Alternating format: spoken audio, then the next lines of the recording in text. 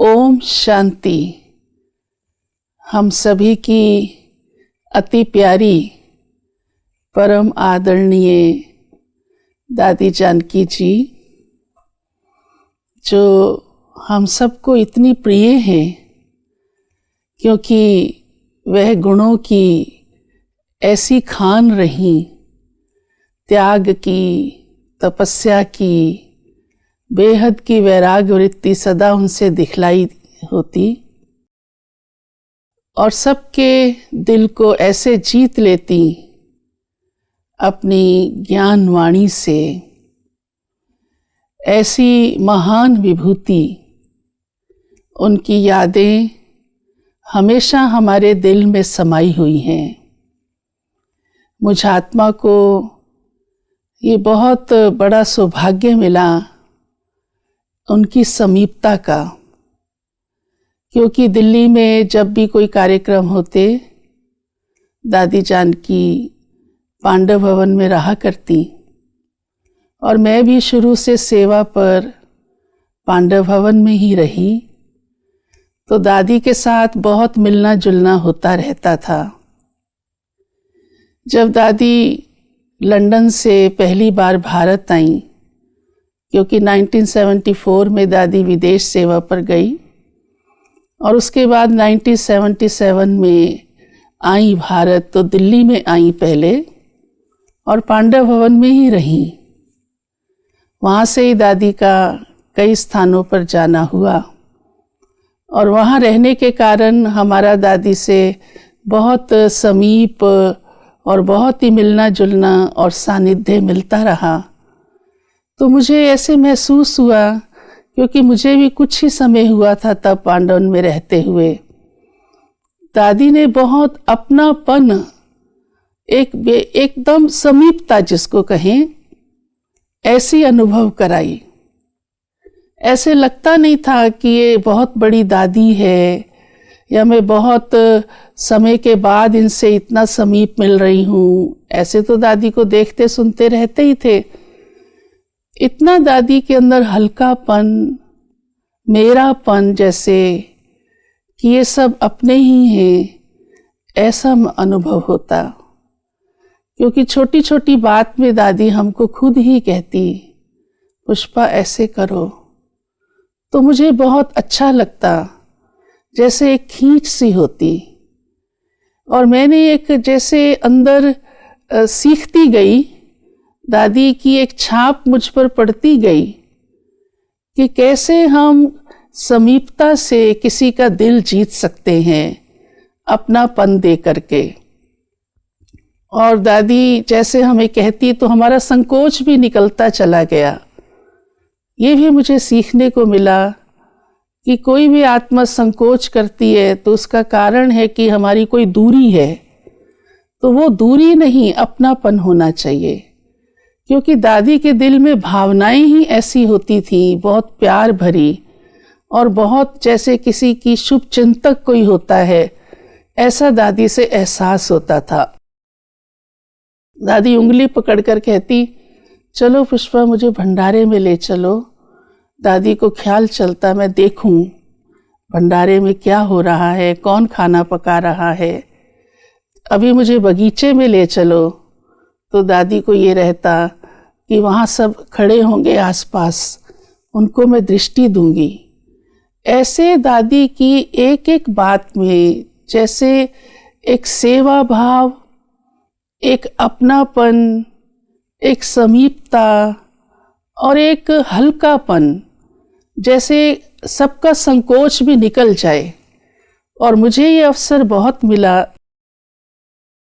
दादी को सब कुछ दिखाने का, क्लास में ले जाने का। मैं स्वयं ही छोटी थी, इतना कुछ नहीं जानती थी, तो दादी मुझे छोटी छोटी बात कहती थी, ये कपड़े हैं, ये आज धुलाई हो जाएंगे, किसी बहन को कहो। तो मैं सब समझ जाती थी कि मुझे किस विधि से करना है। ऐसे मुझे बहुत सानिध्य मिला और बहुत कुछ सीखने को मिला। कई बार दादी आते ही रहे, हमेशा अब तक भी आते ही रहते थे। 1981 में विश्व महायज्ञ था, सभी दादियाँ पांडव भवन में आकर रहीं, क्योंकि उस समय तो पांडव भवन ही बड़ा स्थान था। और दादी प्रकाशमणि, दादी ईशु, दादी चंद्रमणि, अन्य दादियाँ भी, तो दादी जानकी भी उस समय होते। तो दादियाँ जब आपस में रूह रिहान कर रही होती, कोई कारोबार की बात चल रही होती, तो उसी समय दादी जानकी पहुंचती तो दादी प्रकाशमणि बड़े प्यार से उनको हाथ से पकड़कर कहती, जानकी दादी अब आप आई हो तो हम ज़रूर कुछ ज्ञान की चिट चैट करेंगे। और सचमुच सारा माहौल बदल जाता, वो कारोबार की बात वहाँ ही स्टॉप हो जाती और इतनी सुंदर मीठी गहरी दादियों की आपस में रूह रिहान चलती और मुझे भी वो सुनने का सौभाग्य मिलता। तो मैं देखती थी दादी जानकी कैसे वातावरण को इतना पावरफुल बना देती थी, जबकि सभी दादियाँ बहुत पावरफुल वातावरण ही होता था, लेकिन जैसे दादी प्रकाशमणि ने कहा और दादी जानकी ने वैसा ही किया, तो वो भी मैंने बहुत अच्छी तरह से गहराई से समझा कि कैसे हमको अपने चिंतन को दादियाँ जैसे करती हैं एकदम वैसा ही बना करके सबका कहना भी मानना और वातावरण को भी वैसा बना देना। दादी ज्ञान सुनाने में जितनी प्रवीण थी, तो मैंने ये भी देखा कि और कलाएं भी बहुत थीं। एक बार दादी जानकी पांडव भवन में दोपहर को आए। उस समय भोजन का समय था, तो हम स्वागत आदि की विधि करके दादी को भोजन पर लेकर गए और डाइनिंग में दादी बैठी, दादी गुलजार भी साथ बैठे।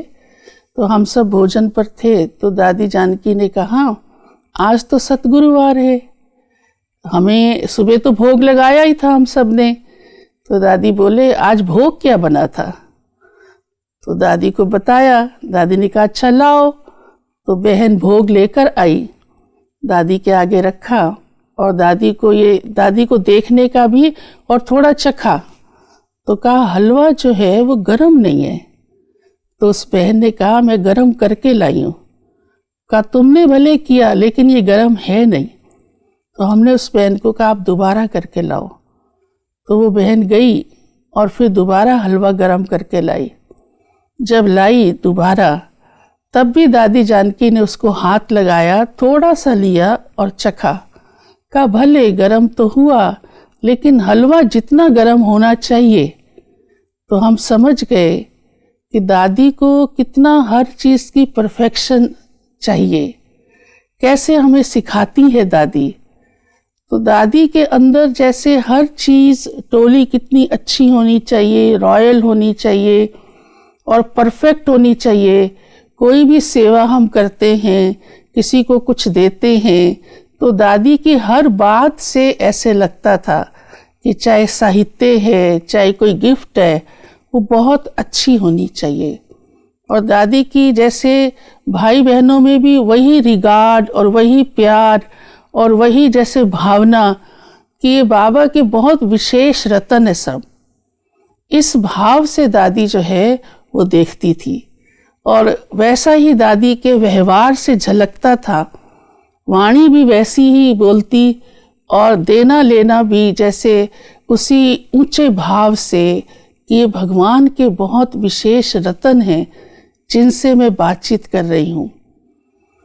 मधुबन में दादी से मिलने जाते तो बहुत लोग मिलने वाले होते, तो जितने भी बैठे होते दादी एक एक को दृष्टि दे करके फिर ऐसे वचन उच्चारती कि सबको लगता जैसे दादी मेरे लिए कह रही है, मेरे लिए कह रही है। और जब वो ग्रुप मिल लेता तो दादी देखती अब दूसरे आने वाले हैं, तो मैंने दादी को कहा, दादी जी अभी आपको इंतज़ार करना पड़ेगा। तो दादी बोले, नहीं ये इंतज़ार नहीं है, आपको मालूम नहीं, जब एक कोई मिल के जाता है और दूसरा आने वाला होता है, उस बीच में भी चाहे वो 1 मिनट हो, चाहे वो 5 मिनट हो, कुछ सेकंड भी हो, मैं अपनी कमाई करती हूँ। मैं अपने संकल्प श्वास वेस्ट नहीं होने देती। समय तो वेस्ट होने का सवाल ही नहीं।